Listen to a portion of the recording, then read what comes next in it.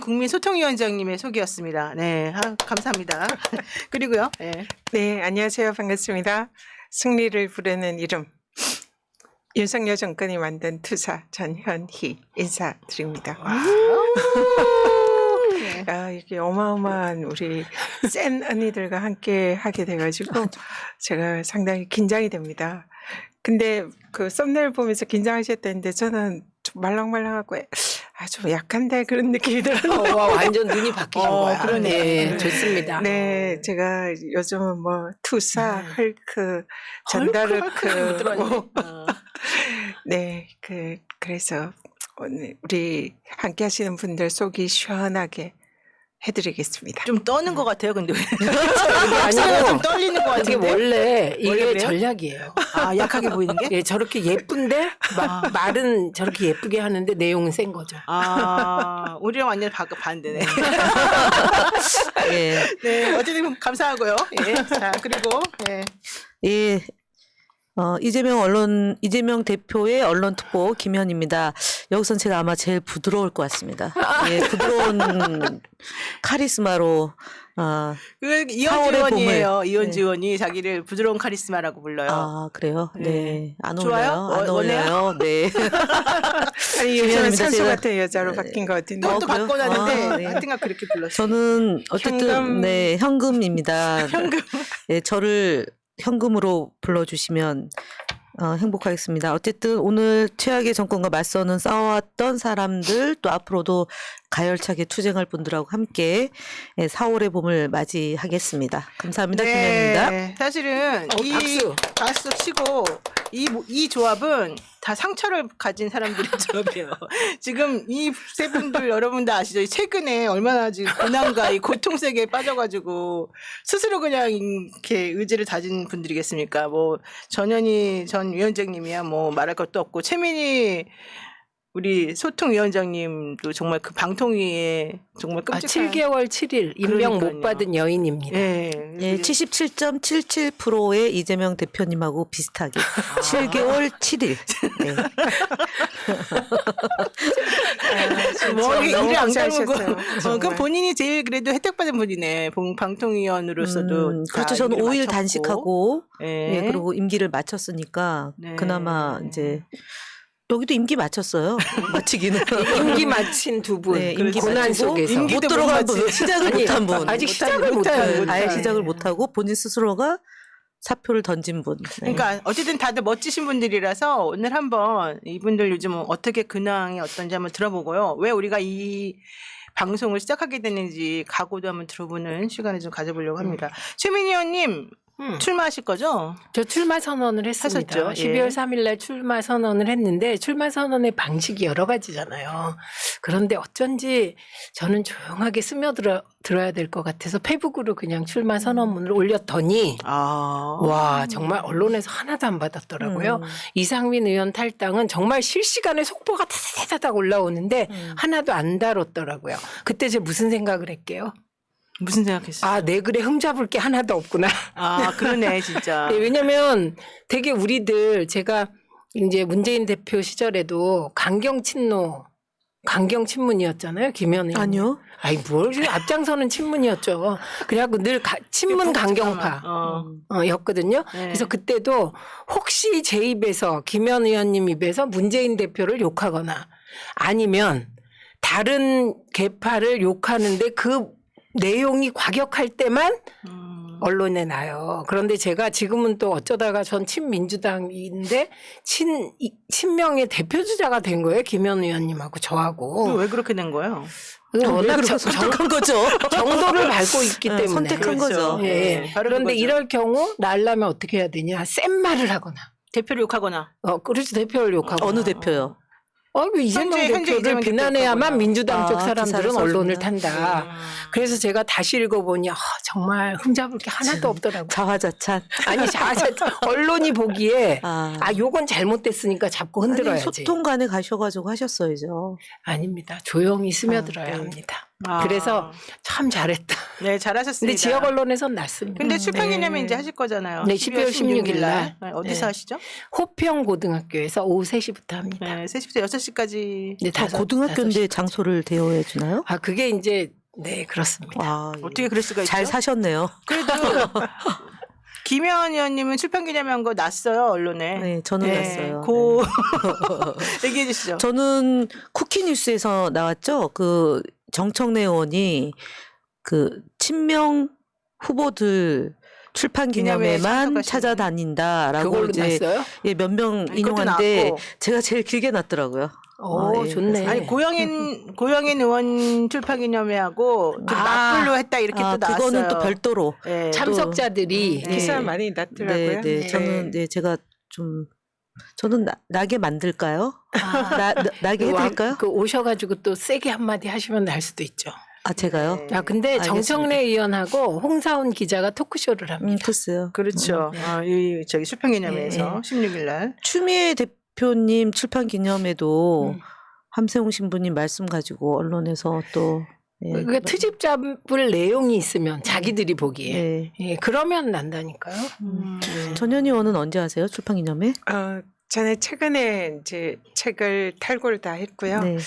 아직 책이 나오지 않아서 출판기념회는 아직 지금 계획은 없습니다. 근데 한 12월 말이나 1월 초 정도에 그거 하지 하시는 거죠? 않을까. 네. 그러니까 보통은 이제 지역구를 잡고 하는 건데 워낙 그렇죠. 거물이시다 보니까 아유, 그게 아니고요. 지역구를 아직 못 정하신 건가? 부럽습니다. 그러면? 지금 우리 최민희 의원님은 남양주? 갑. 갑. 네. 네. 우리 김현 의원님은 오늘 선관위에서 뭐 획정안이 발표됐는데 안산은 4개에서 3개로 줄어서 그러니까. 갑을 병이어서요. 그 동네가 어떻게 조정됐냐에 따라서 제가 결정을 해야 되는 그런 상황이 될 수도 있어요. 근데 지금은 제가 살고 있는 단원구, 그러니까 갑을로 합쳐지면 병인데 거기서 준비하고 있어요. 네. 좋습니다. 하여튼간 아직 지역구를 못 정하셨으니까 지역구는 네. 좀 나중에 얘기하고 그냥 전체적인 출마의 변으로 그러면 좀 가름하도록 하겠습니다. 네, 이번에 이제 출마를 결심한 게 좀 얼마 안 됐고요. 사실 이제 정치를 좀 떠날까 하는 이런 고민도 좀 살짝 했었는데, 제가 해야 할 일이 있다. 이런 이제 책임감이 들었고, 그래서 윤석열 정권에 대해서 반드시 이 법적인 심판을 저는 해야겠다. 이런 사명감을 가지고 있습니다. 그래서 이번에 꼭 출마해서 꼭 국회에 진입해서 제가 생각하는 그런 책임을 다해야겠다. 그런 생각은 하고 있는데, 지금 이제 막상 출마를 하려고 생각을 하다 보니 출마지가 이게 참 만만치가 않아서 어떻게 할지 지금 이제 고민을 하고 있는 중입니다. 제가요. 예, 저도 이제 비슷한 고민을 많이 했는데 네. 제가 방통위원회 들어가면 출마를 못 하는 거잖아요. 그래서 김현 의원과 함께 방송 장악을 저지해 보고 싶다. 뭐 이런 생각하고 처음에 방통위원 하려고 네. 했는데 이제 뭐 들어가봤자 들러리밖에 안 되니까 민주당이 정말 전략을 앞으로 잘 짜야 될 것 같은데 제가 결심을 하게 된 거는 윤석열 대통령 때문이에요. 이 정권 심판해야 되겠다. 네. 이게 제가 아니라 예를 들면 다른 사람이 추천됐다고 해도 7개월 7일 동안 아무 대답 없이 그냥 이 표현이 정말 죄송하지만 직무유기 아니에요? 예. 네. 직무유기죠. 그렇죠. 그런데 국회가 할 수 있는 게 없는 거예요. 네. 예, 그러니까 이 상황에서 이 방송 장악의 혈안이 된 이 윤석열 정권을 내가 이 정권의 방송 장악 저지를 위해서 끝까지 맞서 싸워야 되겠다. 방통위에 지금 들어가 봐야 사실은 김현 의원은 계속 이동관 탄핵해야 된다. 저를 추동했어요. 네, 그리고 저는 그 사주를 받아서 계속 당에 요구를 했고요. 그리고 네. 당이라는 게 결정하는데 시간이 좀 걸리잖아요. 그래서 제가 사실 제가 이제 김현 의원 앞에서 국회 얘기를 하면 안 되는 거예요. 저분이 30년 민주당 원로세요. 25살에 민주당 들어왔어요. 24살요. 24살에. 세상에. 저는 민주당 야, 들어온 젊은 게 여대생이. 그러니까요. 시은 넘어서 들어온 거예요. 여대생은 아니고 졸업하고. 그렇죠. 아니에요. 졸업하고 그 졸업하기 뒤에 직전에 1년의 졸업장은 못 따고 뭐 1년 그렇지. 더 다녔기 때문에 그런데 5학년에 졸업했으니까. 네, 그런데 제가 꿈이 생긴 거예요. 이번에 처음으로 주체적으로 나 국회의원이 되고 싶다. 그건 해봤었는데 또. 근데 그래도 하고 그때는 싶다. 멋모르게 떠밀려서 들어가서 방송하고 연락 싸우다가 진짜 나중에 보니까 방송과 싸우고 뭐 이러다 보니 그때는 장악된 방송이잖아요. 그러다 보니 우군이 하나도 없는 거예요. 뒤에 보니까 혼자 앞으로 쭉 남아 있더라고요. 그런데 떠밀려서 했다면, 떠밀려서 출마했다면 이번엔 정말 제가 주체적으로 나 꼭 국회에 들어가야 되겠다. 윤석열 정권의 방송 장악을 내가 심판해야 되겠다. 나 꼭 과방위 가야 되겠다. 내가 재선에서 과방위 간사가 돼야 되겠다. 윤석열 대통령이 저를 이렇게 만들었습니다. 말씀 들어보니까 저랑 비슷한데요. 비슷하죠. 예. 저도 저는 제가 국회의원을 꼭 해야겠다 이런 생각이 없었습니다. 그러니까 제가 강남에 출마를 했겠죠. 떨어져도 된다 뭐 그런 생각으로 뭐 지역주의 계급주의에 금이라도 내자 이런 식으로 출마를 했었는데 그래서 꼭 국회의원이 돼야 되겠다 이런 생각을 별로 해본 적이 없어요. 근데 이번에는 무조건 꼭 국회에 입성을 해야 되겠다. 그리고 가방이 가신 데인데 무조건 법사위에 가서 반드시 이 무도한 검찰 감사원을 그럼 서류 응징해야겠다. 이번에 제출할 때 네. 법사위로 제출하셨습니까? 아직 저 서류를 제출 못했습니다. 그러셨어요? 좀 서류 정하지를 제출했- 못해가지고. 그럼요. 어제까지 해야죠. 어제까지 해야 아니에요. 되나요? 아니 2차 있어요. 그래요? 네, 제가 알아봤어요. 큰일 날 뻔했네. 저는 어제 했어요. 어제. 저는 무슨 마쳤어요. 얘기예요? 뭐 왜 그게 이제 검증. 검증을 아. 받고 그러니까 예비 후보로 등록을 하려면 12월 12일 날 이제 등록 시작이잖아요. 네. 그러면은 검증을 당해서 검증을 받고 등록을 해야지만 불이익이 없는데 이분들은 뭐 국민 검증을 받았으니까 오늘 또 뭐까지 왔냐면은 민사 소송이 진행 중이면 그것도 제출하라고 왔어요. 아이고 진짜 되게 어렵네요. 이번 맞아요. 서류가 엄청 까다롭고 까다롭다. 내용도 많아요. 네. 근데 제가 요 얘기 그때 무슨 얘기를 하려고 그랬냐면 이게 민주당에 나름 이제 민주당에 영향력이 있는 중진들이 계세요. 괜찮은. 그분들이 저에게 한결같이 얘기하는 게 그때 민주당이 잘 못 싸울 때예요. 그래서 두 분이 싸울 때예요. 방통위에서 지금보다도 단식하고. 못 싸우는 경우도 그럴 있어요. 때가 있었어요. 네. 그리고 전현희 국민권익위원장이 사실은 국민권익위원장 1인 시위까지 했잖아요. 그렇죠. 정무직 차관급 공무원이 단식했잖아요. 단식하고. 그렇게 둘이 싸우실 아니 때. 그래서 저희가 따로 만났어요. 서로 정치인도 힘들어요. 동명상련을 그러니까 하면서 사실은 서로 힘내라 이러면서. 그러니까 전현희 의원이 이제 2012년도 국회의원, 2008년도에 이제 8년도에, 비례대표 네. 국회의원하고 2012년도 얘는 한번 쉬었어요. 쉬고 16년도 했는데 그때 이제 2008년도 대변인 할 때 제가 부대변인이었거든요. 아. 이분 지금처럼 투쟁 아니에요. 공주님 아니었어요? 공주님까지는 아닌데 이제 공주님이었던 저쪽 당에 걸로. 조윤선이 있다면 우리 당에 이제 전현희 전현희가 의원이 있다. 있었어요. 그래, 그래서 맞아요. 굉장히 이제 좀 좋아하는 인기 있는 국회의원이었는데 권익위원장 하면서 정말 열심히 싸웠잖아요. 그리고 본인이 힘들어서 죽고 싶을 만큼 힘들다라는 얘기를 이제 기자회견 할 때 제가 듣고 전화를 했는데 혹시 전화를 안 받으면 어떨까 했어요. 사실은 받아요? 왜냐하면은 둘 다 이제 저희도 감사원 감사 그다음에 이제 검찰의 압수수색 이렇게 받고 있고 이쪽도 이제 힘드니까 그럼 서로 멀리 좀 이렇게 서로 이렇게 거리두기를 해야 돼요. 그렇죠. 괜히 이제 뭐 이렇게 책 잡히면 안 되니까. 도청 뭐 이런 감찰 네. 이런 생각 항상 그런 머리에 게, 이제 자기 네. 검열을 하니까 근데 이제 전화가 돼서 서로 위로하고 식사를 3만 원 미만짜리 18,000원짜리 먹고 그리고 이제 그 뒤에도 가끔 이제 먼저 한 달 두 달 먼저 나오셨는데 6월 달에 나왔고 저는 이제 8월 달에 나왔는데 한상혁 위원장하고 똑같은 또 처지였어요. 우리 근데 위원장님은 5월 달에 이제 쫓겨나가고 그래서 저 있을 때 굉장히 이제 제가 한 두 달을 더 네. 싸울 때니까 여러 그래서 가지로 같이 제가 만나서 동지적 그런 동병상련. 마음이, 완전, 생겼어요. 네. 그런데 제가 친해졌습니다. 마무리를 좀 합시다. 하자면 네. 그런 이제 말하자면 당의 영향력이 있고 나름 괜찮은 중진들과 제가 많이 만났어요. 왜냐하면 할 일이 없잖아요. 7개월 동안 뭘 하겠냐고 방송도 못 나가지 말도 못 하지. 그래서 많이 만났는데 제가 밥 많이 사드렸는데 그게 김연하고 자주 놀았죠. 그런데 그분들이 한결같이 얘기한 게 전현희 국민권익위원장은 총선에 본인이 나오고자 하면 당에서 배려를 안 할 수가 없다. 이렇게 말씀하셨어요. 이건 뭐냐면 그 당시에 민주당 쪽의 사람이 그렇게 선명하게 윤석열 정권과 싸워줘서 고맙다. 그러니까 걱정을 너무 안 하셔도 된다. 저는 이렇게 생각합니다. 네, 그럼요. 게다가 이 프로그램을 통해서 미니 현이 영희가 그래서 진짜 이름을 우리가 이제 4월의 봄인데 노영이, 최민희, 전현희, 삼희예요. 삼희. 그러네 진짜. 예, 일현 삼희 이름이 또는 비슷하네요. 삼희 일현. 진짜 그러네. 희자매. 옛날 사람들이라 저만 그래. 이렇게 빠져 희자, 있어요. 희자가 들어간 또 거 현으로 또 네, 보통 그래서 있어요. 투현 투희로 해도 되고요. 네. 됐어요. 이름은 이미 끝났어요. 사종 세트니까 아니 사종 세트니까 많이 많이 불러주세요. 끝났어요. 원래 그런 이름이 아니었던 걸로 제가 알고 있는데 아주 센 이름 아니었나요? 반윤 뭐였죠? 반윤 전선입니까? 반윤 연합군이라고 우리 또 이렇게 장명하시는 그럼 선생님께서 반윤 전사라고 해도 되는데. 장명을 반윤 해오셔서 여전사. 네, 반윤 제가 여전사. 그렇게 하지 말자 그랬습니다. 예, 4월의 봄 좋은데요. 네, 윤석열 대통령님 제가 그렇게 하지 말자 그랬습니다. 저 서울의 봄은 좌절된 꿈이지만 4월의 봄의 꿈은 활짝 필 것 같습니다. 네. 그러면 한 분을 네. 그냥 1M 3 됐어요. 전사. 그만해야죠. 그만해야죠. 왜 이래 도대체가. 현이 혼내는 사람 처음 봤다. 속 시원해. 내가 맨날 현이한테 혼나는데요.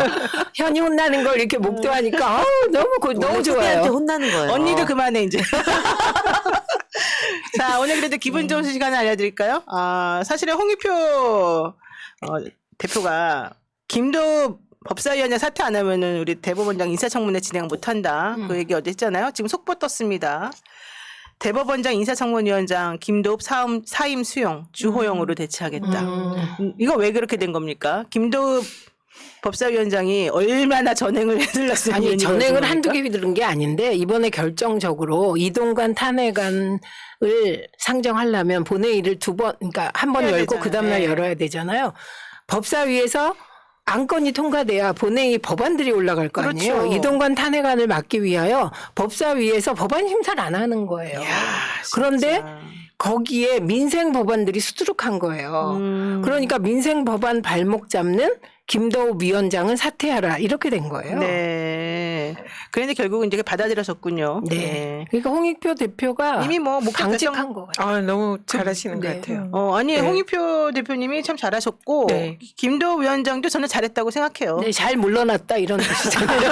아니 그게 아니라 본인이 그 자리에 있을 때 할 일을 다 한 거예요. 그분은 저쪽에서 볼 저쪽 때. 당 입장에서 봤을 때는, 그러니까 국민의힘 입장에서 봤을 때는.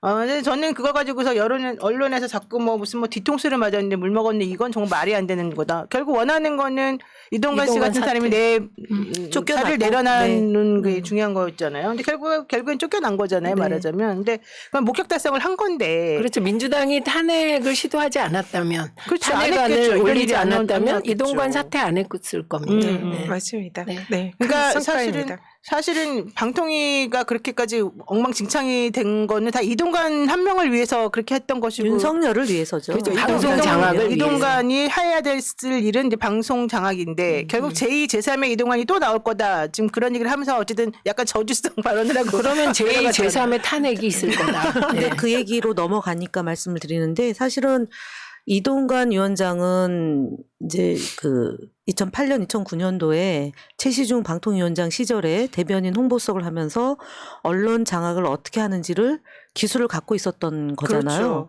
그래서 이제 밀어붙이고 전행을 부린 건데 어떤 위원장이 오더라도 이동관처럼 못해요. 너무 네. 잘하는 것 같아요. 그런 아니, 일을 그러니까 진짜. 못하고 그리고 탄핵의 대상이 되면 5년 동안 공모를 볼 수 없기 때문에 아무리 이 판검사가 윤석열 대통령에게 충성을 한다 그래도 먹고 사는 거에는 재간이 없잖아요. 그래서 제가 볼 때는 김홍일 위원장의 그 단독이 당시에 조선, 중앙, 국민 했는데 조선일보는 조선은 했다가. 이상인이고 중앙일보하고 국민일보가 이제 김홍일을 한 거잖아요. 왜 그런 거예요? 왜 조선일보는 그렇게 엉터리로 말을 하고 그 엉터리가 아니고 네. 처음에 이상인 소망을 담은 거 위원장을 아닌가요? 하려고 했던 것 했다가. 같습니다. 네. 근데 본인이 굉장히 고사한 것 예, 같아요. 그러니까 그런데 조선일보가 굳이 이상인 유력으로 간 것은 김홍일 위원장이 그 자리에 가는 것에 대해서 뭔가 껄쩍지근한 게 있지 않았을까. 근데 아직까지 발표가 안 된 거 보면 제가 볼 때는 좀 우리가 모르지만 뭔가 있지 않을까라고 제가 권익위원장께 한번 바톤을 넘겨보면 네, 제가 현재 권익위원장이 방통위원장으로 내정이 됐다는 소식을 보고 그런 생각이 들었어요. 자괴감. 내가 무엇을 위해서 그 임기를 그렇게 지키려고 노력을 했나? 법에 임기가 3년 동안 정해진 거 그걸 지키려고 그 온갖 탄압을 견뎌내면서 그 권익의 독립성, 중립성을 외쳤는데 지금 임명된 지 몇 개월 안 됐잖아요. 그런 분이 권익위를 버리고 방통위로 간다? 방통위와 권익위가 뭐 서로 이렇게 높낮이 뭐 이런 거 있는 건 아니라고 자매기관인가요? 생각해요. 근데 그러니까 적어도 만약에 김홍일 위원장이 방통위원장으로 간다면 그런 최소한의 기본적인 자질이 없다. 독립성 소에 대한 그런 개념 자체가 없어서 일단 그 부분에 있어서도 자격이 없는 사람이다 이렇게 생각이 들고 또 법적으로도 문제가 많이 있습니다. 이미 권익위원장으로 있으면서 방송 장악에 앞장서셨던 분이세요. 지금 KBS 남영진 이사장을 청탁금지법 조사 신고가 있었다고 그 이후로 조사를 하면서 그걸 사유로 사실상 방통위에서 해임 조치가 됐었잖아요. 그리고 또 박문진 이사, 권태진 이사장이나 박문진 이사를 똑같이 지금 현재 조사해서 방통위로 넘겼어요. 지금 이제 위법 그 청탁금지법 사유가 있다고. 근데 이러한 행위들이 좀 굉장히 이례적입니다. 그러니까 제가 권익위원장으로 있으면서 일단 위원장이나 부위원장이 이런 조사에 개입을 한 적이 없고요. 그리고 이 뭔가 위반이 있다고 브리핑을 한 적도 없어요. 그리고 조사도 신고가 들어오면은 거의 그 신고자와 증거 사료 조사하는데 한 달 이상 걸리는 경우가 많아요. 그렇죠. 근데 이 사건은 신고가 들어오자마자 일사천리로 뭐 바로 이렇게 신고가 진행이 되면서 브리핑 언론에 보도자료 뿌리면서 그걸 방통위로 넘겨서 해임 조치하고 또 그런 조치를 하려고 하고 있단 말이죠. 그래서 이거는 제가 감사원 감사랑 굉장히 유사하다. 저 임기가 정해진 저를 쫓아내려고 감사원에서 표적 감사를 했잖아요. 표적 감사를 통해서 쫓아내려고 했는데 이제 제가 완강히 저항을 해서 결국 성공하지 못했지만 부위원장이 물러나셨잖아요. 근데 이게 법률적으로 따지면 직권남용 소지가 매우 높습니다. 이미 공수처에 그걸로 고발 조치가 되어 있고요. 그러면은 지금 김홍일 위원장도 마찬가지로 권익위 조사권을 남용해서 이 임기가 정해진 이런 기관장들을 쫓아내는 그래서 방송 장악을 하려는데 동원된 그런 법리적인 이론이 가능하고 그 때문에 MBC 쪽에서는 직권남용으로 고발 조치한다 이 기사를 봤어요. 네, 맞아요. 그래서 그런 그 방송 장악을 위한 그런 표적 조사랄까 그런 걸 이미 하신 분이 그 자리에서 다시 방통위원장으로 간다.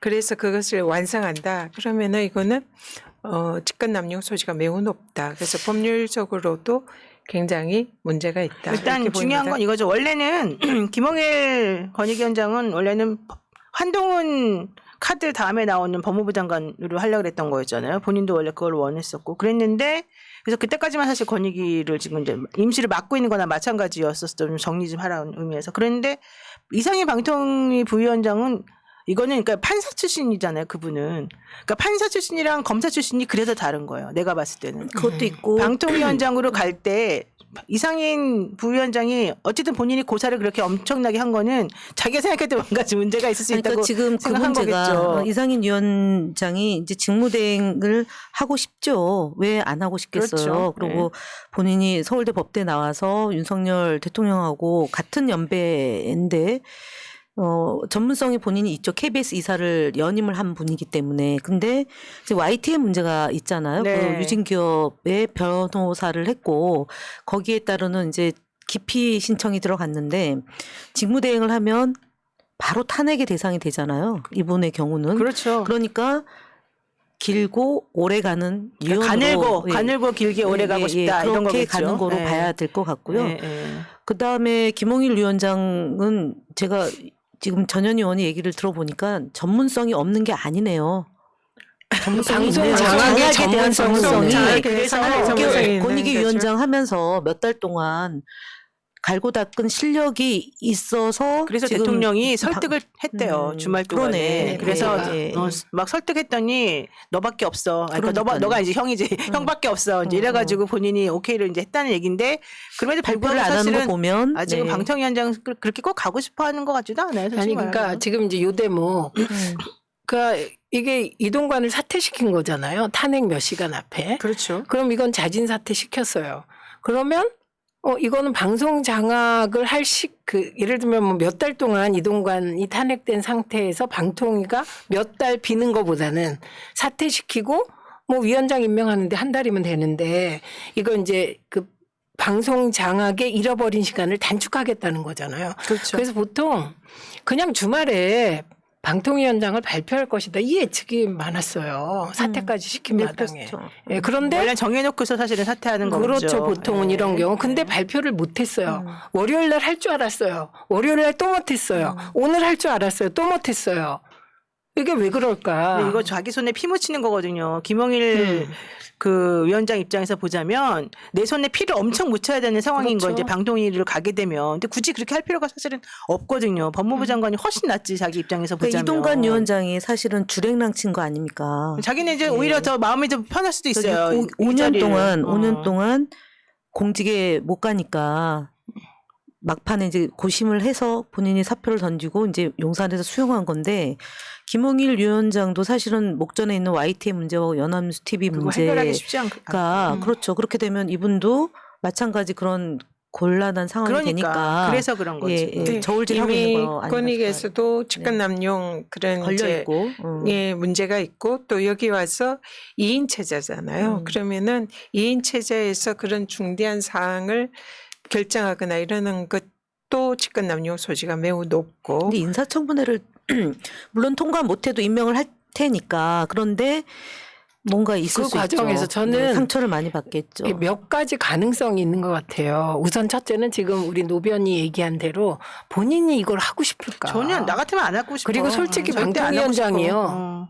방송 장악 외에 권한도 별로 없어요. 그래요. 원래는 사실 좋은 자리가 아니에요. 왜 게다가 법무부 장관은 진짜 하고 싶은 자리일 것 같아요. 네, 그래서 그런 문제도 있고. 검사 출신이니까 당연히 하고 싶죠. 예, 또 하나는 이게 갑자기 목소리가 나 너무 너무 하고 싶은 것 같아. 몸 그렇게까지 대법원장하고 아니 보세요. 그렇죠. 제일 대법원장하고. 지금 원하는 게 판사들이든 뭐 아시잖아요. 네, 네, 변호사 네. 입장에서 제일 하고 싶은 게 사실은 대법원장, 헌법재판소장, 그 다음에 법무부 장관 이 세 개가 네, 그럴 너무너무 것 하고 같아요. 싶은 거예요. 그래서 방통위원장이 크게 매력적이지도 않는데 손에 피도 묻혀야 되고 또 월급 많이 민주당이 줘요, 근데 아니 월급 똑같아요.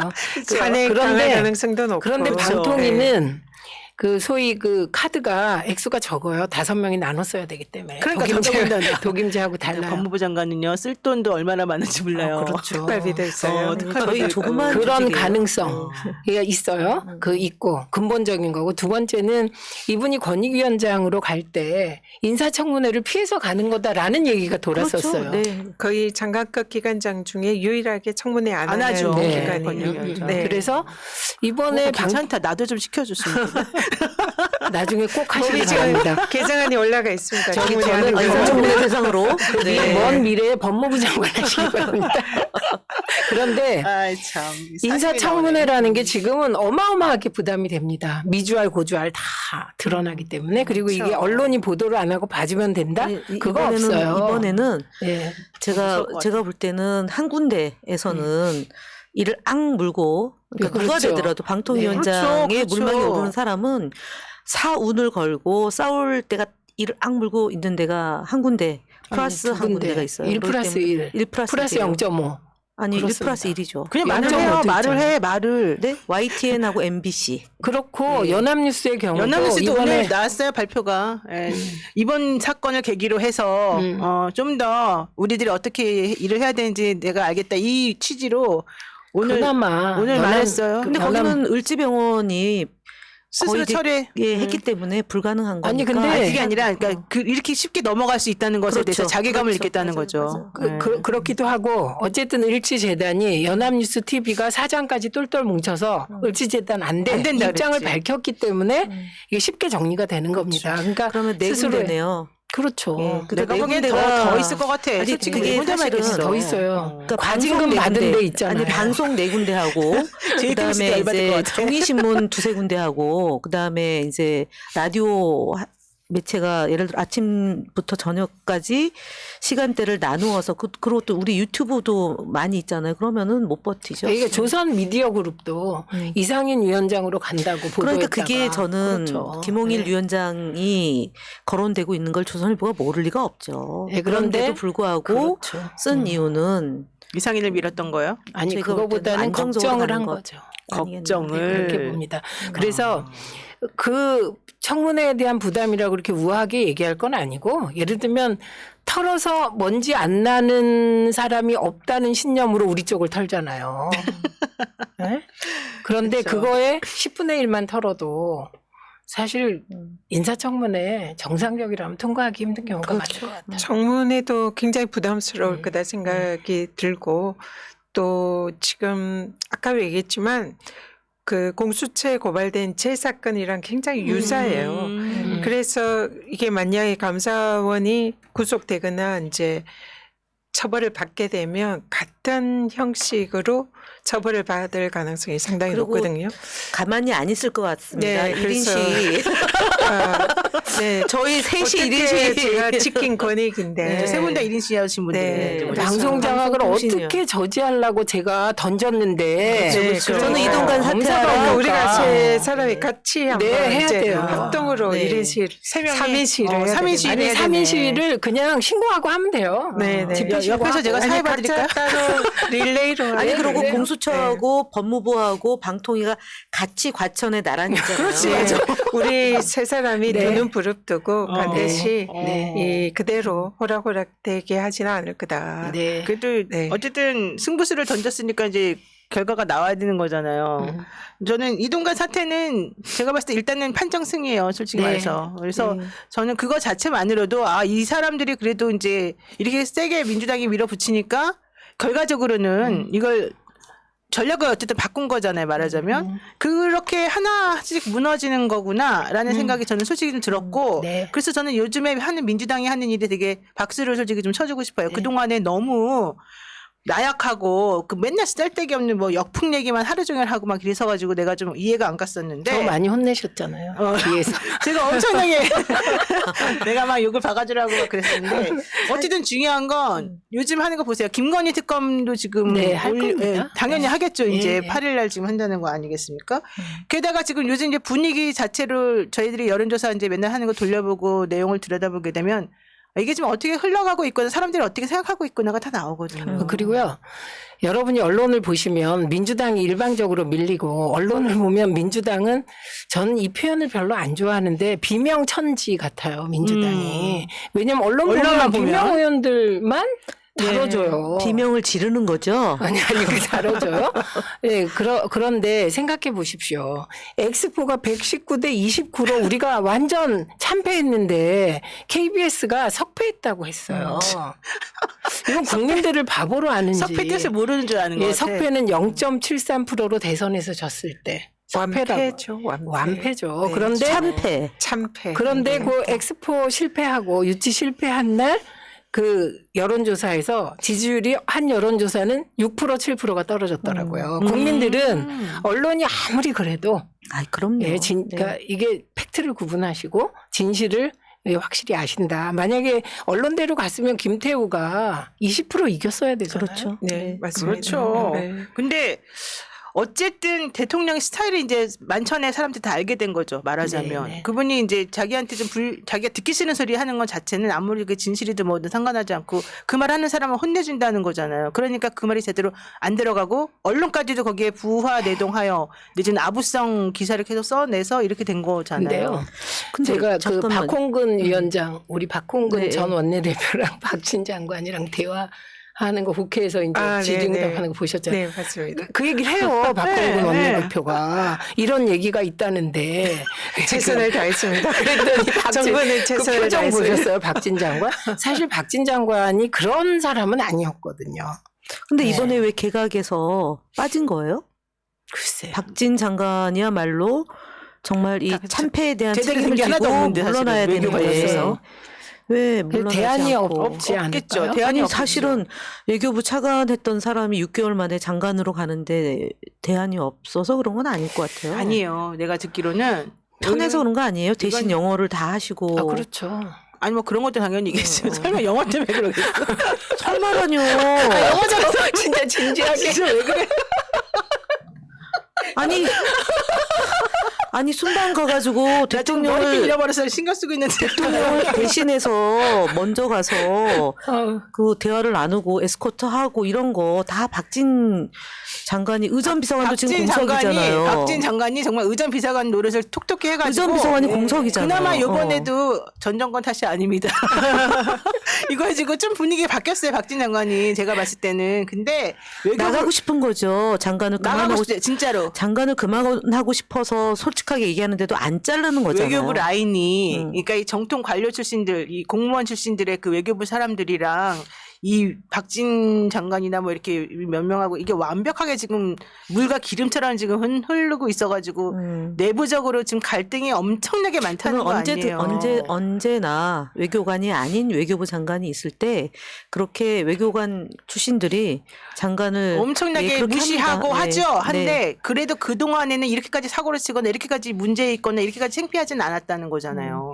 그 전에 그죠. 정권에서. 대통령이 이 정도는 아니었죠. 그러니까 예. 그런데 이번 같은 경우에 아니, 저는 그래서- 20년 된 줄 알았다니까 대통령 지금.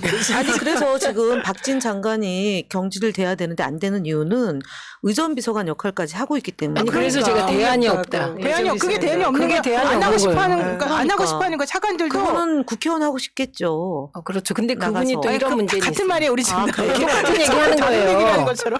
근데 이제 종로로 가려니까 거기에 뭐 그 리틀 하태경 의원. 아니 하태경 의원은 뭐 별 변수가 아닌 것 같고요. 지금 거의 그거는 분위기가 안 좋아요. 강남을입니다. 그러니까 강남을 그러니까 가고 싶어 하는 거예요. 강남에 근데 요즘 제 또 그렇죠. 바꿀 수 있다는 이런 네. 것 때문에 아니 그래서 태영호 씨가 그랬잖아요. 거의 아무나 가면 다 되는 데를 나를 왜 줬겠느냐. 너무 고맙다. 거기 이제 욕심 없다 그러면서. 그러니까 이제 그러니까 완전히 국민의힘 후보가 가면 100% 당선된다고 국민의힘이 생각하는 그렇게 거예요. 생각하는 거예요. 네, 지금. 거기가 강남 서초 그게, 사초갑이랑. 그게 2018년도에 24개 서울시 구청장 중에 23개를 이기고 우리가 한 곳을 딱 졌잖아요. 쳤잖아요. 네. 예, 조은희 서초구청장. 서초구만 있는 거죠. 근데 네. 서초구만 지금 있어요. 그분은 이제 국회의원인데 네, 국회의원. 구청장이 할 일을 다 혼자 다 하고 있어요 지금도.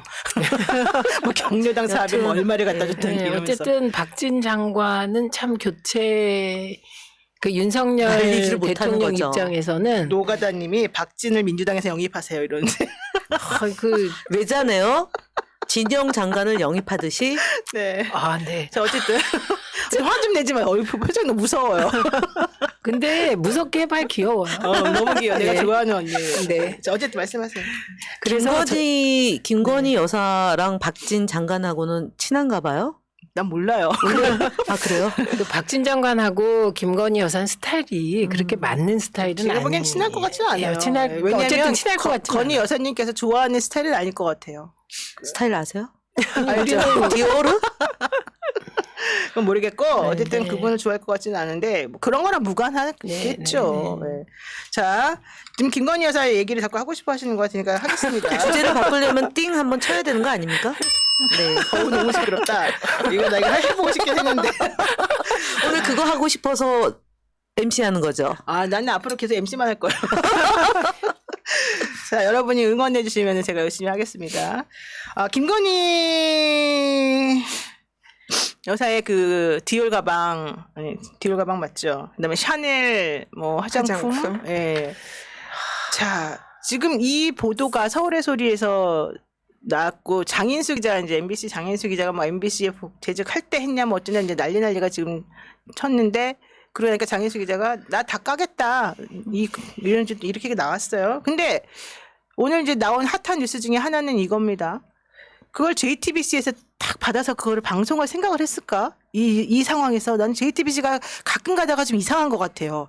JTBC의 솔직히 그 성향으로 봐서는 요즘 하는 성향으로 봐서는 몸을 되게 사려가지고 왜냐면 지난번에 김만배 뉴스 뭐 나올 때도 얼마나 정강석화처럼 빛의 속도로 사과하고 막 그랬어요. 근데 그렇다면 이번에 김건희 여사 그 가방 수수 관련된 보도? 영상 보도를 그렇게 재빨리 먼저 막 치고 나서 이렇게 보여주고 그런 거를 이 사람들이 할 사람이 아니지 않아요? 근데 노병 그 보도 보시면 헤드라인이 함정 취재였어요. 아니, 그러니까 함정 취재든 뭐든 간에 중요한 건 그게 아니에요. 제목을 그렇게 해서 보낸 거는 이제 누구에게 보이려고 하는 제목인 그렇죠. 거고 실제 내용은 그런데 내용은 안 다룰 수가 없는 그 거죠. 내용을 아니 그러니까 바로 그게 이제 언론사에서 하는 방법 중에 하나인데 실제 그 내용을 보여주고 싶은 거예요 사람들에게. 그러니까 화면이 나갔죠. 유튜브가 그러니까 아니라. 유튜브가 아닌 네. 이 종편에서 그 화면을 국민들에게 보여주고 싶은 거예요. 그래서 이제 재빨리 방송통신심의위원회가 그래서 신속 심의를 하시겠다고. 다른 방송들이 그런 거 하지 말라고. 네. 근데 네. 그게 바로 더 오히려 이슈가 돼가지고 지금 또 막 네. 사람들 계속 보고 있는 중인데 오늘 그 류희림 위원장인가요? 방통심의위원장인가요? 방송통신심의위원장. 네. 네. 그분한테 어떻게 이게 신속심의 안건으로 올라갔는데 모른다고 그러신 그런 거 아니에요? 그래갖고 그 야당 추천위원이 그러면 사무국 직원이 했냐? 그럼 법적 책임 묻겠다 이런. 네, 근데 네. 아무도 몰라 왜 그렇게 됐는지도. 아이 근데 그건 위원장이 안건을 안 올리는데 사무국에서 어떻게 그러면 말이 안 올립니까? 되잖아요. 지시를 했으면 그것도 직권남용이에요. 그렇죠. 그래서 거짓말을 이거는 거짓말 이렇게 공개적으로 하는 네, 거예요. 네. 예, 저는 이건 빨리 고발해야 되고 어쨌든 그거는 나는 뭐 그건 그렇다고 치고 JTBC가 그래도 난 특이하다고 본다니까 이분들이 정권에 되게 이렇게 눈치를 엄청 보고 있는 중인데 이상하게 한 번씩 탁탁 튀어가지고 뭔가를 이렇게 매기는 방송을 네, 하는 거기 경우가 안에 있어요. 기자에 따라 다른 그 거죠. 안에 네. 존재하죠. 데스크가 오케이 해주잖아. 그렇지. 데스크가. 그러니까 간섭하지 그런데- 못하죠. 지금 이제 그 MBC나 JTBC나 다 이렇게 경영진은 보도하는 그 실무선에서 하는 것을 발제를 하면 자를 수가 없어요. 아직은 구조적으로. 아니 근데 저는 아니, 이랬을 아니, 거라고 그건 제 아니에요. 추측을 말씀드릴게요. 네, 네. 저는 JTBC가 그 보도를 할 때 제목은 함정 취재가 주였어요. 헤드라인이. 그런데 함정 취재라고 주장을 하다 보니 그러니까 얼마든지 그 변명거리가 다 있는 거예요. 그 보도 보시면 함정 취재라는 걸 주장하려면 화면을 안 내보낼 수가 없잖아요.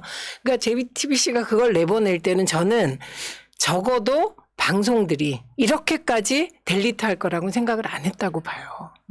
예. 오히려 JTBC가 정상이고 이 보도 자체를 삭제해버린 다른 방송사들이 문제인 거죠. 그러니까 당연히 그러긴 한데 예, 그런데 장인수 기자도 MBC에 있다가 MBC에 그거를 보도하기 위해서 사표 쓰고 그렇죠. 나온 거죠. 예. 그러니까 그런 정도로 자기 검열을 지금 심하게 하는 거고 사실은 여러 각도로 이게 이제 뭐라고 그래야 되나요? 조사가 필요한 내용이다라고 얘기는 하는데 위험 부담이 상당히 큰 사안이긴 해요. 그 지상파 방송에서 가짜냐 아니냐부터 시작해서 사실은 뭐 계속해서 괴롭히고 타격하려면 얼마든지 할 수 있는 건이 있긴 하죠. 근데 그러니까 예를 들면 함정 취재다라는 거 하나로 함정 취재는 원래 하는 거잖아요. 아니 그죠? 근데 함정 취재인가도 네. 따져봐야죠. 함정 취재로 네. 보긴 힘들 것 네, 같아요. 저도 그렇게 법리적으로 보는데 따져보면. 그렇게 공격을 할 수 네. 있는 소지가 있다. 뭐 이런 얘기예요. 요즘 좀 그 얘기는 많이 안 하잖아요. 그런데 아예 못하죠. 다루지 않거나. 아니 네. 이거 함정 취재라고 하는 거는 함정이라고 하는 거는 기본적으로 그렇게 하고 싶은 고의가 전혀 없는 사람을 함정 파서 함정을 이렇게 파가지고 그렇게 고의를 받게 심어줘서 그 만들어야죠. 사람이 거기에 네. 걸려들게 하는 게 함정 변호사님. 취재예요. 예. 이미 근데 카톡으로 선물을 다 보여주고 예, 약간 범위가 그걸 보고 난 뒤에 그걸 받고 싶어서 아니 게다가 불렀을 한 가능성이 10번인가 높잖아요. 신청을 했는데 그때 다 안 된다 하다가 선물 보내주니까 그때 그럽시다. 선물의 내용에 따라 그는 당사자가 그러니까. 선택을 한 거니까. 그리고 그 그는 뒤에 나올 함정이라고 때 보기가 힘들죠. 거기 대기하고 있던 세 사람도 그런 내용을 갖고 있었다. 선물을 들고 있었다. 이것까지 보여준 거니까. 예, 그러니까. 근데 저는 이 대목에서 카톡으로 기록을 남기고 그러니까 그게 참 이상하죠. 최 목사는 그럴 수 있어요. 그런데 영부인이 왜 그러죠? 그 카톡으로 기록이나 남아 있는데 명품 선물 사진을 찍어 보내니까 면담이 성사돼요.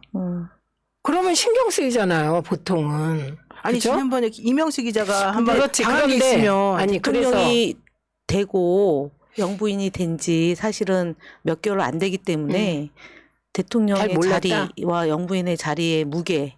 아니지, 저는 그게 그렇게 아니지. 생각 안 해요. 저는 그래서 왜 그랬을까?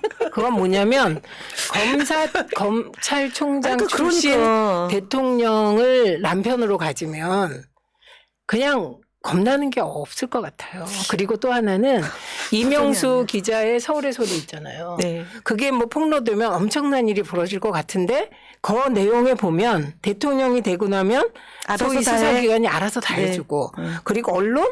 우리가 얼마든지 어떻게 할 수 있어. 이런 식의 사고가 있잖아요. 그런 사고가 있기 때문에 카톡 기록 정도 남아도 뭐 이거 아무것도 아니야. 버리면 돼요? 아니, 아니면 그게 드러나도 어. 얼마든지 대처할 수 있어. 그러니까 마치 이번에 강미정 씨의 경우도 무고죄로 상대방 쪽에서 고소했잖아요. 그래서 강미정 씨가 무고죄로 지금 수사받게 생겼다는 거 아니에요. 그런 식으로 얼마든지 바꿀 수 있다는 자신감인가? 이렇게 생각해 봤는데요, 저는. 아니 그것도 맞는 말이에요. 그럴 수도 충분히 네, 있다고 일리가 생각해요. 있습니다. 예. 네, 네. 말씀해 주세요. 변호사 입장에서. 네, 일단 저는 장희수 기자 정말 대단하다 생각이 들어요. 아, 누군지 뭐 연락처도 모르지만 진짜 밥이라도 한번 사주고 응원해주고 밥 사주실래요? 저 전화번호 알려드릴까요? 나 있는데. 진짜 응원해주고 싶어요. 전화번호 바뀌었어요. 왜냐면 얼마나 힘들겠어요. 그리고 예. 사실 평생 몸담아왔던 직장에서 그걸 던지고 그런 용기 있는 보도를 한 그 장인수 친구가 기자. 지난번에 이명수 기자하고 같이 그 네. 7시간 녹취록 그거 할 때 개입했다는 것 때문에 어디 외국 바깥에 아니, 나갔다고 1년 그랬었잖아요. 휴직하고 네, 들어왔어요. 그러니까 고통을 많이 당했었죠. 네, 사실은. 그래서 정말 진짜 응원해주고 싶고 동병상련을 느낍니다. 법리적으로 볼 때 이 이제 청탁금지법 위반 소지에 대해서 지금 많이 말씀들 하시잖아요. 권익위가 청탁금지법 주무부처지 않습니까? 그래서 이 사안에 대해서 제가 좀 많이 검토를 해봤는데 좀 아까 제가 보내드렸는데 법률 그 좀 띄워주시겠어요? 청탁금지법? 저기 보면 순간 뭔가 우리 품격이 올라가는 뿌듯함. 제가 잘하는 게 법률밖에 네. 없는 것 같아요. 너무 좋아요. 이게 원래 이제 청탁금지법은 공직자들이 금품 수수를 하지 못하도록 되어 있는 법이거든요. 그래서 직무와 관련해서 일체 금품 수수를 공직자는 하면 안 됩니다.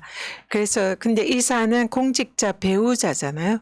그러면 공직자 배우자는 이 공직자의 경우에는 금품 수수가 직무 관련성이 없을 때는 99만 원 까지 범위까지 가능해요. 근데 공직자의 배우자는 직무와 관련성이 있어야 돼요. 그게 문제가 있으려면.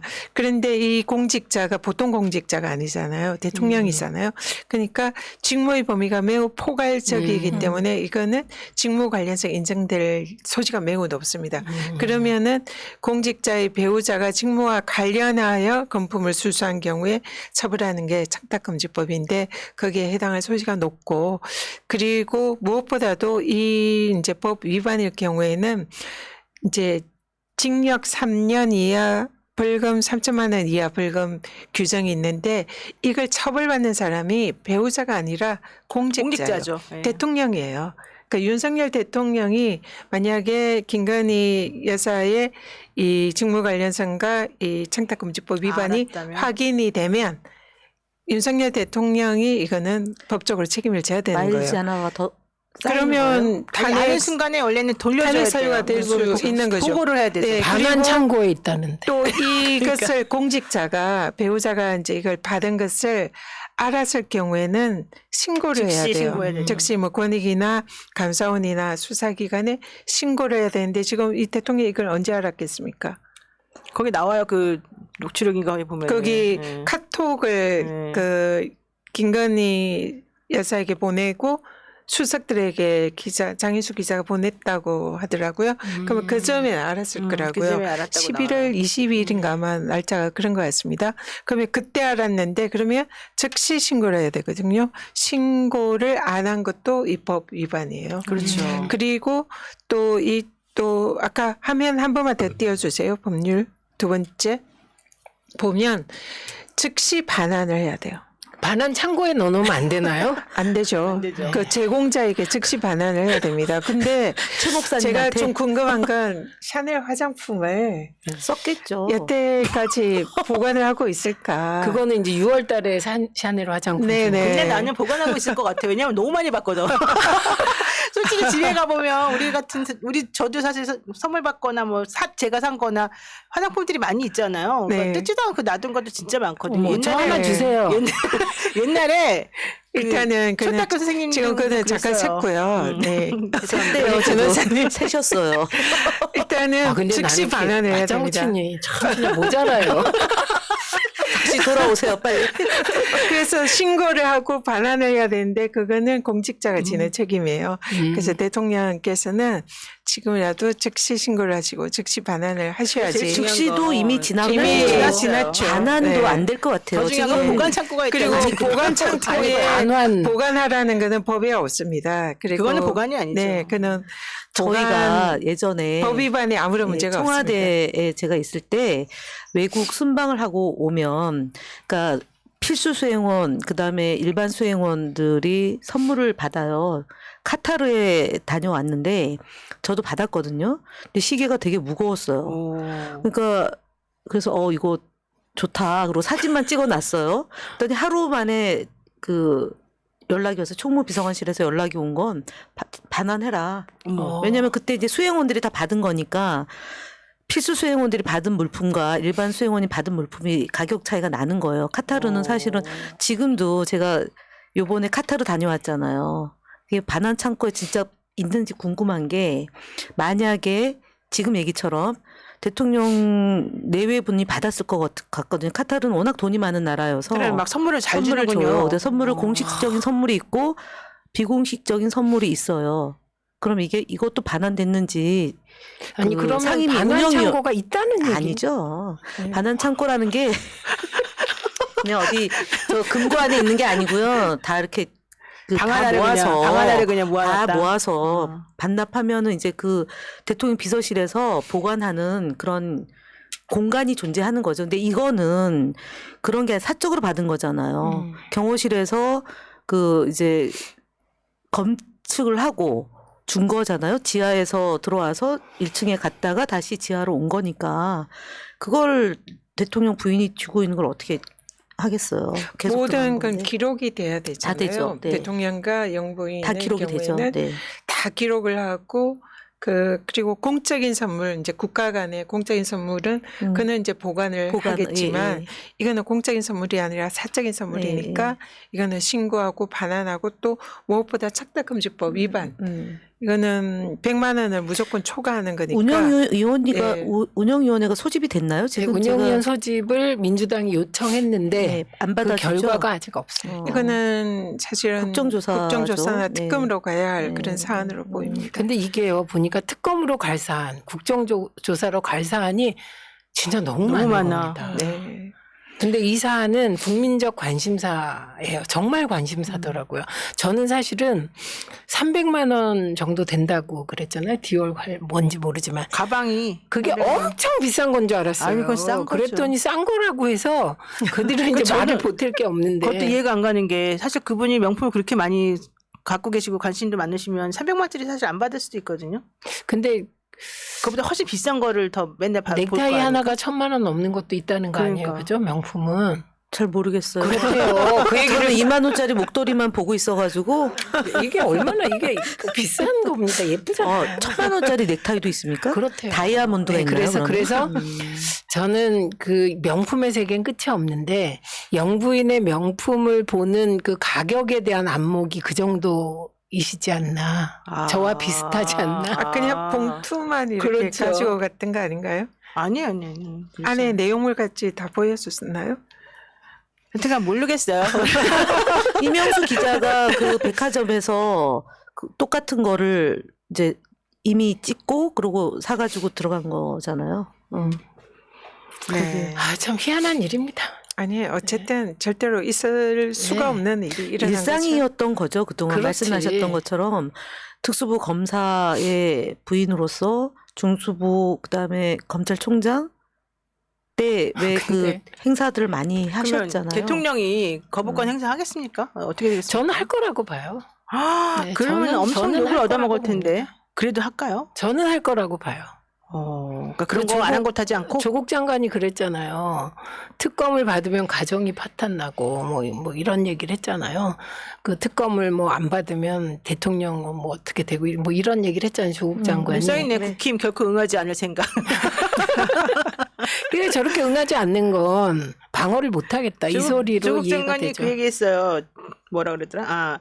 장학금 받은 게 뇌물인데 뇌물이라고 지금 유죄를 청구하는 마당에 왜 대통령 부인은 가방 받았는데 이러고 있느냐 지금 그 한마디가 사실 다 그렇죠. 의미가 이게 있는 거죠. 우리 노무현 대통령님 뭐 사실이 아닌 걸로 밝혀졌지만 논두렁식의 뭐 이런 걸로 정말 진짜 온 나라가 뒤집힐 정도로 그렇게 괴롭혔던 국힘인데 지금 사실 이거는 또 DJ 대통령님 그 온노비 사건 뭐 이런 것도 보면은 이거는 특검으로 가고 네. 또 충분한 사건이거든요. 그 더구나 명백히 증거가 있고, 네. 예, 그래서 이 사안 포함해서 특검으로 다 가야 될 거고 대통령이 만약에 이제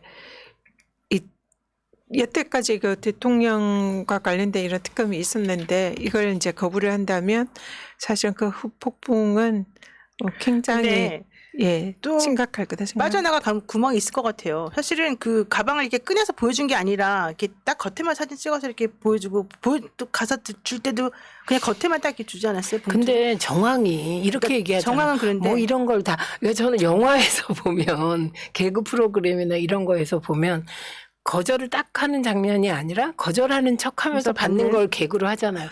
그 전형적인 모습이더라고요. 아니 근데 이제 이분들은 내가 봤을 때 지금 이제 조용히 침묵하면서 어쨌든 방법을 계속 생각할 그렇죠, 거잖아요. 그렇죠. 빠져나갈 방법을. 네. 근데 이미 근데 180만 원짜리 그 그건 받았다고 파장불 나왔으니까. 받았잖아요. 그는 이미 알고 있을 거라고요. 예, 그런 상황에서 디올 이렇게 쓰인 백을 받았으니까 하여튼가 모르겠어요. 하도 신박하기 때문에 어떤 방식으로 또 얘기가 나올 수도 있어서. 그러니까 119대 29가 석패라고 하는 그러니까. 또 희한한 신조어로 언론이 실드를 치겠죠. 근데 이건 실드를 안 치고 그냥 의제 삭제하고 넘어가려고 하는 그렇죠. 거니까. 그냥 무대응하는 방식으로. 근데 그러니까 민주당이 할 역할은 이게 델리트 되지 않도록 계속 문제 제기를 하고 특검 요구를 하고 네, 이렇게 하는 맞습니다. 거라고 생각합니다. 그러긴 한데 어쨌든 뭐 대통령인 동안에 못하는 형사소추 못하는 건 대통령에 대해서만이니까 나머지는 좀 빨리빨리 네. 가능한 절차를 잘 밟아서 네, 해야 되죠. 부인에 대해서는 부인에 가능하죠. 대해서. 네. 아이고, 자 오늘 이렇게 그냥 뒤죽박죽으로 얘기를 막 했는데 결국 할 얘기는 사실은 거의 다 했습니다. 뭐 오늘 저보고 노영이 말 좀 줄여라 이렇게 말하는 사람들이 한 명 있었는데 어머, 기분 나빠요. 아니 그게 아니라 노영희 변호사 말을 못했어요. 우리가 너무 떠들어가지고요. 노영이 기면은 좀 말 좀 그만해라 이렇게 나오는 게 하나 있었어요. 그래요? 그랬어요? 너못 봤는데? 내가 하나 보고서 꽂혀가지고 계속 그만 쳐다보고 있었어. 소심하시기. 이제 앞으로 줄이도록 하겠습니다. 저는 좀 줄이고 우리 또 세 분의 패널 말씀 아니, 잘 듣는 재밌었대요. 것으로. 네. 방송 나는 이렇게 좋대요. 좋은 것만 보여. 10,000명입니다 지금. 네. 아까부터 10,000명이었는데 네. 어쨌든 너무 이 감사드리고 시간이 많이 보시네요. 원래 푸나님이 하면 더 많이 보는데 어떻게 되죠? 푸나님을 앞으로 푸나님이 하면 2만 명이었겠죠. 아, 그런가요? 네, 그런데 우리끼리 해서 1만 처음이잖아요, 명인데 우리가. 10,000명도 감지덕지입니다. 저 너무 고맙습니다. 저는 노영이 TV 하거든요. 800명이 최고 많은 거였어요. 지난번 동접. 토요일 밤에. 토요일 밤 9시에 토요일 밤 10시에 하는데 800명이 그때 그 전까지는 400명이 최고였었어요. 근데 이 10,000명이 적다니요. 뭐 그래요? 엄청나죠. 아니 그러니까 네. 푸나가 진행할 때 동접 숫자를 그러니까 봤었는데. 그러니까 그 근데 얘기는 오늘 아는데 노영희 MC가 10,000명 했으니까 엄청난 거죠. 서로 우리가 칭찬해야죠. 이거 칭찬으로 받아들일 네. 사람이 있을까? 네. 자, 어쨌든 내가 알아듣지도 못해요. 이런 말을. 큰일 났어. 아, 자, 어쨌든 칭찬했습니다. 오늘 지금 9시 59분이어서 이제 네. 좀 정리해야 됩니다. 여러분 어떻게 보셨는지 소감 한마디씩 해주시면 저희가 힘이 나서 제가 또 개그감이 있잖아요. 개그 열심히 한번 하면서 하겠습니다. 욕을 먹거나 말거나. 자, 우리 또 세 분도 한마디씩 이제 인사하고 오늘은 일단 정리하고 네, 또 다음 주 저는- 화요일에 네, 만나겠습니다. 노영희 변호사 사회로 이렇게 방송을 하게 돼서 저는 기쁩니다. 저는 노영희 변호사의 그 진행 스타일이 좋거든요. 할 말 딱 하고 끊을 거 끊고 이렇게 되게 스피디하게 진행하는 거. 그래서 앞으로 점점 더 재밌어질 거라고 생각하고요. 그리고 어쩌다 보니 윤석열의 탄압을 받는 새 여인이 모였어요. 그래서 사실 이런 말 저 별로 안 좋아하는데 사람이 한을 품으면 5, 6월에도 서리가 내린다. 네, 이거 꼭 기억하시기 바랍니다. 누군가는. 맞습니다. 그게 4월 아닌가요? 서리가 내리는 4월에 서리가 네, 4월에 서리가 네. 내리는 거 봅시다. 네. 5월. 최고의 그 전사님들 세 분과 함께해서 우리 노영희 변호사님도 포함시켜드릴게요. 안 원하시려나? 너무 좋습니다. 네, 최고의 이 전사님들과 함께 이렇게 방송을 하니까 굉장히 좀 동지의식도 느껴지고 또 좀 투지나 의지가 불타오르는 것 같아요. 그래서 앞으로 또 기대가 많이 되고 또 많이 배우겠습니다. 네, 고맙습니다. 네. 오늘 노영희 변호사하고 최민희 의원님하고는 저희가 뉴스토마토의 격주에 한 번씩 월요일 날 네. 그것도 새벽에 꼭두 새벽부터 나가서 하는데요. 또 한밤중에 이렇게 함께 할 수 있어서 다행이고요. 좋고요. 올 겨울이 지나서 내년 봄이 되면 정말 함께 웃을 수 있는 그 시간까지 최선을 다해서 재밌는 방송 하도록 노력하겠습니다. 전현희 의원님 화이팅. 네. 최민희 의원님도 화이팅. 화이팅, 화이팅. 자, 네. 여러분 오늘 이렇게 또 늦은 밤 시청해 주셔서 감사드리고요. 항상 저희를 긍정적으로 바라봐 주시고 응원해 주셔서 정말 고맙습니다. 다음 주 화요일 날 이 시간에 또 뵙겠습니다. 고맙습니다. 고맙습니다. 감사합니다. 민주주의 평화 통일 다 죽어간다 이대로는 놔둘 수 없다 자 다시 한번 해보는 거야 자 다시 한번 싸우는 거야 자 손 맞잡고 어깨를 걸고 우리 함께 이기는 거야 자 다시 한번 해보는 거야 자 다시 한번 싸우는 거야 자 손 맞잡고 어깨를 걸고 우리 함께 이기는 거야 자 다시 한번 해보는 거야 자 다시 한번 싸우는 거야 자 손 맞잡고 어깨를 걸고 우리 함께 이기는 거야 자 다시 한번 해보는 거야 자 다시 한번 싸우는 거야 자 손 맞잡고